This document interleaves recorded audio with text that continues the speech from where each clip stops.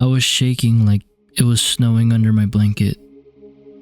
I was scared like a caged animal awaiting its death. And I couldn't breathe like I was at the top of a mountain. At that time, my room was the coldest, loneliest place I had ever been in my entire life. I had no one to talk to, no one to ask for help, not even a dog to pet. All I had was that blanket and my shirt to grab onto. That was the scariest night of my life. The pain I felt in my chest, the nausea that came from my stomach, and the thoughts that passed through my head were all feelings that I didn't think I could survive at the time. But I did.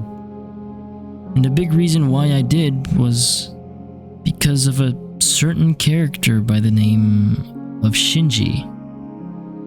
Shinji isn't a hero or even a good person. He isn't like Spider-Man, who is selfless and brave when it counts the most. He's a pathetic coward that runs away whenever things get hard in order to protect himself. But weirdly enough, that's what makes him so comforting. When I saw him struggling the same way I was, it helped me realize that I wasn't swimming alone in these lonely waters. And once I was able to actually look at him for who he was, he made me feel like maybe I wasn't as broken as I thought. Everyone has strings attached to them, and those strings lead to things such as personal belongings, pets, or relationships. When you run away, you pull everything in your life with you. Some things are sturdier than others and can survive being dragged along, but others aren't. Some get damaged, but others just outright break. You can try to put them back together when you stop, but whether it's for better or for worse, they'll never be the same. For me, I had my person, my other half, someone who fought to stay by my side at all times, someone who made me feel confident whenever I should be feeling timid, or brave whenever I should have been afraid. And I lost her. I was running away, and by the time I stopped, I was too far away. She was gone. I would force myself to try to not think about her, but she was always very good at grabbing my attention. And when I saw Shinji and Asuka sit on that beach as adults, I remembered all the good times we spent together. The love, the laughs, the fun, and all the time together that we lost. Just like Shinji, I wish I could have told her everything that was on my mind. I wish she could have known how much she really meant to me. But this is my way of caring for her now.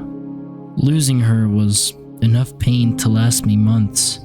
And with all the opportunities I threw away, all the bridges I had burnt, and everything I could have gained being left on the table, that pain only grew stronger. Running away didn't benefit me in any way, it just dug me in a deeper hole than I was already in. Seeing how far I had fallen made me loathe myself, for not noticing everything I was losing, for not facing my fears sooner, and most of all, for moping around about it all. My fears didn't just hurt me, they hurt the people around me that I loved, and I couldn't forgive myself for that. I believed I had no right to feel bad for myself, so I forced myself to carry all that hatred and sadness in silence, believing that it was simply my punishment for being so selfish.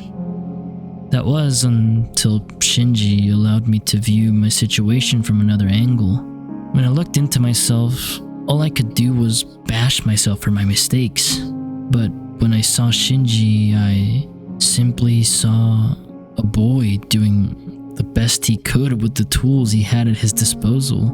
No mother, no father, no love in general, and what appeared to be the weight of the world on his shoulders.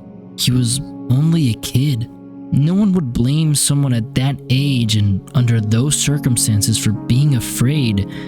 So, why did I? Why did I blame myself for emotionally hurting people I would never intend to hurt? Why did I blame myself for avoiding something I genuinely believed would bring me harm? At that time, I simply did what I thought was best for myself.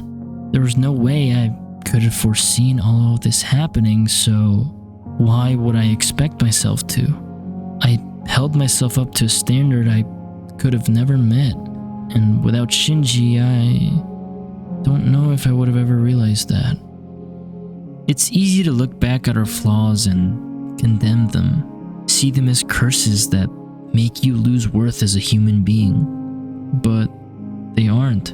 And the only way to realize that is to let all parts of yourself coexist, even if some of those parts are ugly or contradict themselves. Our flaws are what makes us human. They're what makes us who we are just as much as our strengths and our passions. Looking back at them with hatred won't turn you into a better person. Whatever mistakes you've made, whatever fears you ran away from, whichever person you pushed away, it's important for you to know that you did the best you could. We don't always get it right, and from now to the very end, we will continue to make mistakes, but that's okay. You are okay. No one knows for sure if their decisions are the right ones, but what matters most is that despite not knowing what to do, we keep moving forward while making the best decisions that we can. Don't blame yourself for mistakes you made in the past. With whatever tools or circumstances you were living with back then, I can assure you that you did your best.